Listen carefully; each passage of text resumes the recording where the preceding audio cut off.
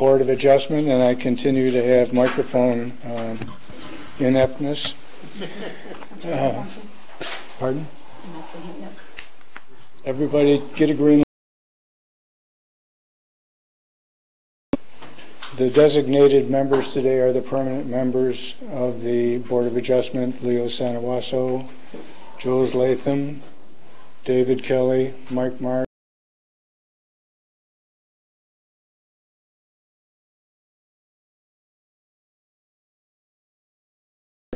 We have a quorum. I'll open the meeting. First item of business is a quick one, and that is approval of the minutes from our last meeting. Everybody's had a chance, they're relatively old, to read them. Any comments? Otherwise, I'll take a motion to approve. So moved. Thank you. Motion from Leo. Second. Second from Mike. Any discussion? All in favor? Aye. Aye. That's unanimous. Thank you. Next item is to open a public meeting. I first have to ask, however, is James Flanagan represented today? Could it be they're over in the other place where we normally I can. Hold on a second. They've already checked. They have? Mm-hmm. Oh. I can address that probably. I've had email correspondence with Kent Smith, who is representing the Flanagans, and Mr. Smith has asked that this matter be continued because I'm sorry, I can't talk to you. I'm not being rude. I'm talking to the microphone. Okay. Kent Smith represents the applicants in this matter. As an attorney, he has been assigned to mediate a Superior Court matter in Richmond County today. He requested that this case be continued. Since this case has been advertised for this date and time, it was necessary for the board to meet to consider that request for a continuance. It could not be handled administratively. So essentially what this has turned into, rather than an appeal of his application and a hearing to consider that, it's really a request that the matter be continued.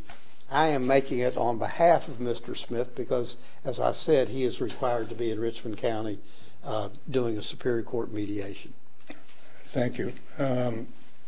Let's discuss that for a moment. If we continue the meeting, the logical date to continue it to would be the first meeting, regular scheduled meeting in May, if anything were to come before us. I believe that that is May 3rd. Is that correct? Yes. Let me just poll first the permanent members in terms of your availability on May 3rd. Leo, will you be available? I can be available. Jules? Yes. David? yes. Mike? And I can as well. So the permanent members would be available. That is not an obstacle. I would then ask the question, if we continue the meeting, and this was really directed to you, John, and anyone else that may want to render an opinion on it.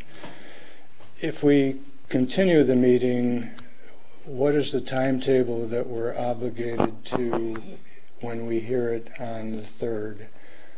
We do have the option at any meeting normally to think about it and come back at some point, a week or so later, to decide at the meeting or to continue it, but no later than, I assume, 30 days. If I'd like to keep the option open, if for any reason we wanted to think about it after that meeting and we heard the case on the 3rd, that we wouldn't be compelled to have to make a decision at that meeting. It would be my opinion that so long as you continue a matter to a date and time certain, that the 30-day period does not begin until that meeting. Okay. Good. Then I think we're all in a position to continue it. And let's take a motion on that to be safe. A motion to continue the public hearing until our next regular scheduled meeting, which is May 3rd. So moved. Thank you, David. Second. Second. If I might suggest that you also add the time as well. Thank you. At our regular scheduled time of 4:30 p.m.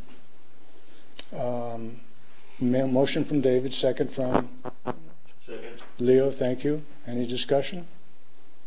All in favor? Aye. That's unanimous. Thank you. Therefore, we do not enter into a public hearing today. That's a pass, and we can now move to our regular agenda, which will be very short.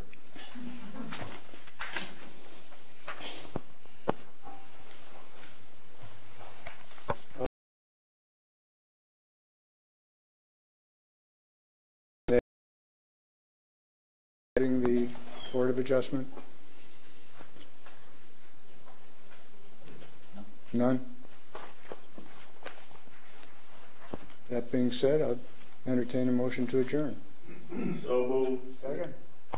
Leo and Mike, any discussion? All in favor? Aye. Aye, unanimous, thank you. They're all easy.